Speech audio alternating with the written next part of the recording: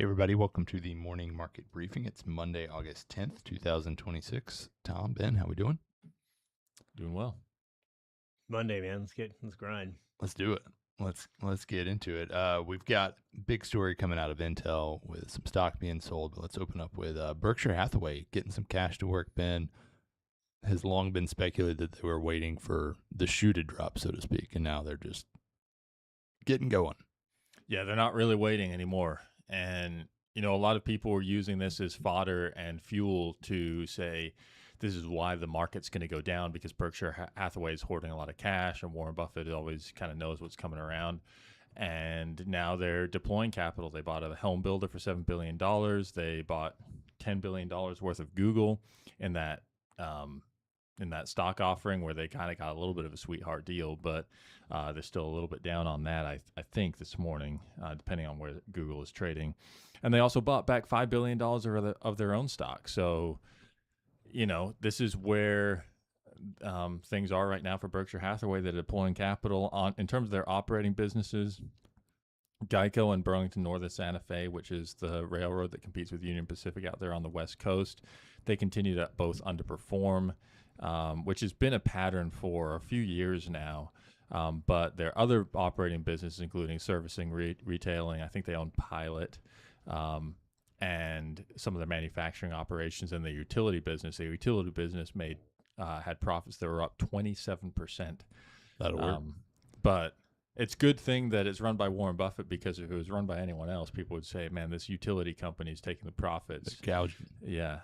But because it's Warren Buffett and he's very nice, that everyone likes him. How much of the recently deployed capital would you ascribe to sentiment shift, at least internally, is option A? Option B is just, we just can't sit around and be left by the market. Maybe our view hadn't changed. And then option C is just, hey, we've had issues with Geico, with BNSF. That's option 3. C, A, B, C. So A, shift in mentality. B, we just got to do something. And C, we got to offset some losers. I think halfway between A and B. I think Google was opportunistic, but so that's more kind of B. But option A, definitely more the case of buying back stock and Greg Abel coming in as the new CEO, wanting to buy something cheap, which is kind of in the Berkshire Hathaway Warren Buffett tradition, and buying the home builder in a cycle where it's really not been worse for home builders for about 15 to 20 years. Yeah. I will say that as someone who consumes quite a bit of golf content, Taylor Morrison has suddenly become a big advertiser during PGA Tour events, which I feel like they definitely weren't before. And it was a company I was sort of very cursorily aware of. And now it's suddenly like every fourth commercial, I feel we should start we've talked about it, I imagine, on this show at some point in the last 6.5 years, call it, that people that advertise on podcasts, that's kind of your list of your next companies to go under. Yeah. I'd be curious if there's some kind of comparable index by sport, where it's like golf advertisers. How do those companies perform? Man, Service Now is a big one. Yeah. BDO. Wyndham Hotels is the premier sponsor this weekend, which I don't think is really up to snuff. I mean, I feel like that's a pretty low level hotel chain. I don't understand the mentality behind. I mean, I'm sure some people have done the research on the marketing angle here and say it's worth our spend, but I don't understand what the return is in building a home builder brand. I don't know if people go to and say, man, 10 years ago, I'm buying not a new home, but I'm buying one that was originally a Taylor Morrison home, and therefore I'm going to buy this home over another home that I like. Yeah, I don't know that there's tons of brand loyalty unless you're in the stratosphere in which you're, this guy built a custom home for me and I'm going to do another. I'll use him again. But that's not something they would advertise. Mm-hmm. Yeah, it's interesting. If anything, maybe it's just the Berkshire effect. Like Berkshire's always been very vocal about what companies they do own, and that is a tailwind for them. So almost like you see the ad, you're like, what's Taylor Morrison? You're like, oh, it's a Berkshire stock. Like, maybe I should buy some Berkshire stock.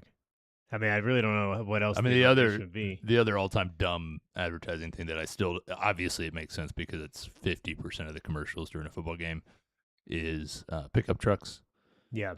I mean, it is well known that like people are fiercely loyal to the brand of pickup truck that they drive. Like I don't know who you're winning. Where you're like, oh man, I was a Ford guy, but now I got to go GMC. I got to make the switch. Yeah. And then I suppose That's how you lose friends. I suppose there are Ram people out there, but they're out there. Intel, so not buying back stock, issuing $15 billion of stock. J.P. Morgan, Goldman, Morgan Stanley, and Citi are all joint on running this book. What's the angle here other than, well, we can do it? I think they're expanding capacity a lot, and I think that this is going to just result in more supply coming to market, more supply of stock, but then also more supply of chips down the line, which I think is going to be disinflationary. And I think, again, when we're talking about this, what does all of this high prices in memory and chip making equipment mean? A lot of people are trying to extrapolate this as this is going to ripple through in terms of inflation to a bunch of other products. But I think what it's actually doing is you might have a very short-term bump of inflation, but it's because all of the means of production are being purchased and installed. And once those are purchased and installed, you're actually going to have a supply response that is not going to be, which is going to potentially even exceed the demand and result in disinflationary tech and maybe even deflationary tech, which has been a hallmark of technology since technology has existed. The thing is, technology improves and gets better at cheaper price points. The computer, I remember when we first bought our first home computer was a Gateway in 2002. And I remember buying it, and it took it was like a month and a half long process. And I think it was like $2,200. And that was cheap at the time. And now you can get much, much, much, much more powerful tablets for $500 or $600. Couple $100. Yeah, it is crazy. Taiwan Semi reporting their July sales numbers, certainly supportive of what they say is going to be 46 to 48% growth in revenue for this third quarter. Yep, that's good news for NVIDIA, really, and probably good news for Apple, although Apple got a downgrade this morning because they're not doing an all-glass iPhone, which I think was pretty much well-known at this point. Yeah. No way. So, and tough days for the farmers out there. Taylor Farms now recalling pretty much anything with jalapenos, saying they've got a salmonella outbreak. I mean, it's just a tough time to be into vegetables. Whether you're growing them, eating them, whatever it may be. Tom, I feel like you've got some thoughts. Yeah. Sources closest to the matter are saying that I had a buddy in town from France, former rugby guy. We went out and got tacos on Friday night, and sources closer to the matter are saying that I have been in a world of hurt ever since. Oh, no. So is it salmonella? Is it cyclospora? Who's to say? I'll tell you what it is. It's not awesome. Not great. So, but I'm getting thin. I'm getting all He's the toxins out. He's leaning out. It's feeling good. It's worth it. What I would say, just a kind of a public health announcement here, is Bactrim, Bactrim, is the antibiotic for cyclospora, and it can also be for salmonella. So the problem is get you some. Yeah. Doctors don't like to prescribe it unless you have a lab, and just ask your doctor for a Bactrim prescription if you start having an episodes, because it really. Can your dad be my doctor? Dr. Dre. We'll just set up a like the hims and hers just for Bactrim. Yeah. Well, they do those weird the Patriot packs or whatever, where they give you ivermectin and a Z pack just in case. You never know. You never know when the world's going to collapse. Yeah, got to get the Bactrim in there. And Treasury Wine Estates taking a $500 million charge. Tough times for the winemaker. Yeah, so, I mean, they're taking a $500 million charge, which means that the value of this wine was a lot more. I remember, I wanted to put this in the notes today, one, because it was a little bit of a slower day, but two, because I have a little bit of a story here. In 2013, there was this Treasury Wine Estates was run by a guy by the name of David Deary. He was an Australian guy who was super into wine. Norway.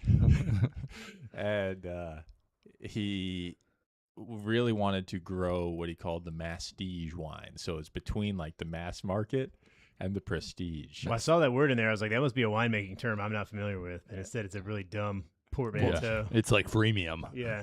Uh-huh. And what he ended up doing was he produced so much wine in California that he's like, we're diluting our brand. So he dumped it all into the ocean. Like, Nice. and this one was, I think, like 30 million liters or something of wine. And so they took a big charge back then, and the stock just got smashed. Are there environmental Yeah. penalties for dumping wine into the ocean? Just have a bunch of drunk Shrimp. fish Yeah. floating around. The drunken clam. Deadliest Catch had a great year that year, though. Yeah. People are saying. But what the implication here is that they're trying to dilute the brand, or they were diluting the brand because there were such good harvests at the time, and now we're seeing the same thing kind of replay itself. It's new CEO because Deary is long gone from the company, and they're dumping. They're taking this charge on wine. And the thesis, our original thesis on Treasury Wine Estates was it trades at less than book value. So book value is the sum of the assets minus the sum of the liabilities. Well, in those assets, you have the value of inventory. And a lot of people like to look, I mean, even Warren Buffett will look at the book value of a company as kind of the underlying, everything goes south, what can I get for these assets? But when you do financial analysis, you really have to understand what the quality of those assets are. Because Will they be poured into the ocean? Yeah, because if the inventory is not worth what the inventory says, then you're gonna get, then that book value is not real. And like when JCPenney was going into bankruptcy, I remember we were doing a liquidation analysis of the company, and it's, well, do we value the inventory at 70% of cost, or do we value it at 40%? Or 20%. What are they going to get from this inventory? And I think that that's something good for all young analysts out there to remember, is that the value of the inventory is not the gospel truth. Yep. Iran update. They're naming a package in order to reopen the strait. Stop me if you've heard this before, but they want billions in payments from the U.S. They want to free up their frozen assets. They want to remove American troops from the region. They want the end of the U.S. blockade. And they want an end to military action against militia allies in the region. How does this deviate from what they previously wanted? I don't think it does at all, Yes. other than it shows that there's no compromise that they're willing to do, because I think that they have Trump, who wants out of the war, and they think that they can basically dictate the terms. I mean, I got bad news for you. The guy who's doing the freezing of the assets and all of the manipulations is a guy named Scott Besson, and He's going to tweet about he's going to cut your throat and put you in a dumpster and then so, tweet about it. Yeah, so sorry. Looking ahead this week, we've got small business optimism coming out tomorrow morning. We'll get the federal budget balance, some earnings still trickling in. What's top of mind for you, Tom?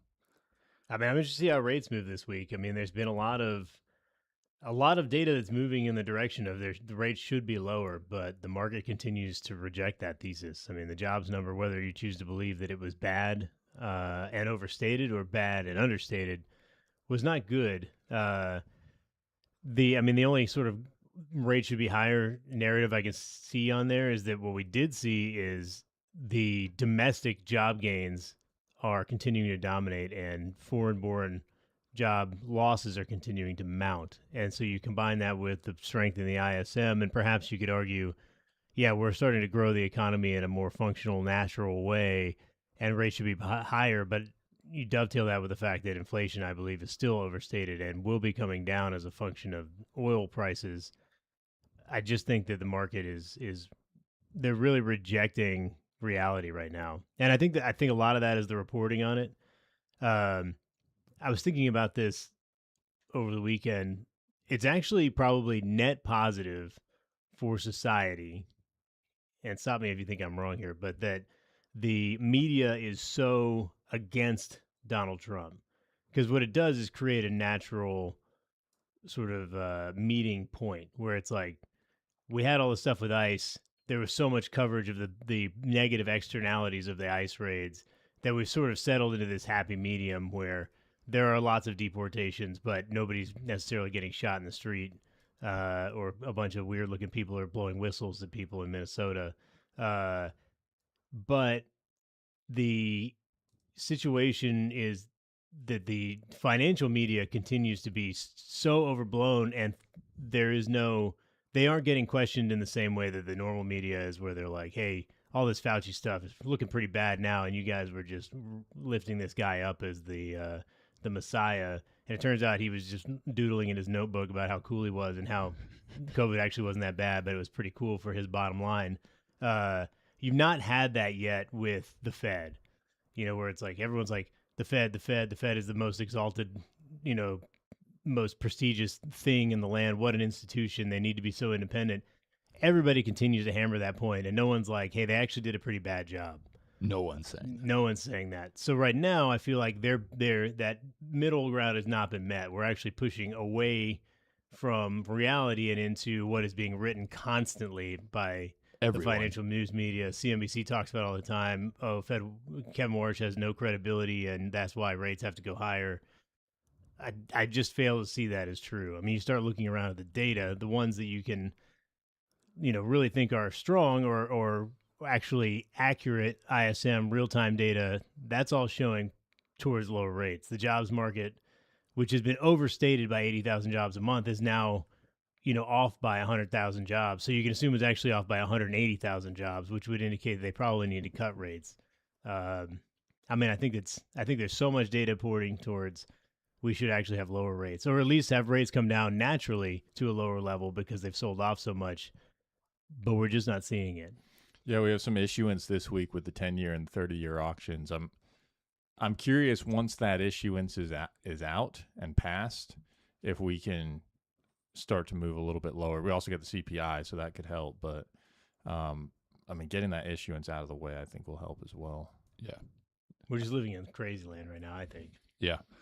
Ben, anything top of mind for you other than those things? No. Cool. All right, we'll wrap it up there. We'll be back tomorrow. Y'all have a great day. Talk to you soon.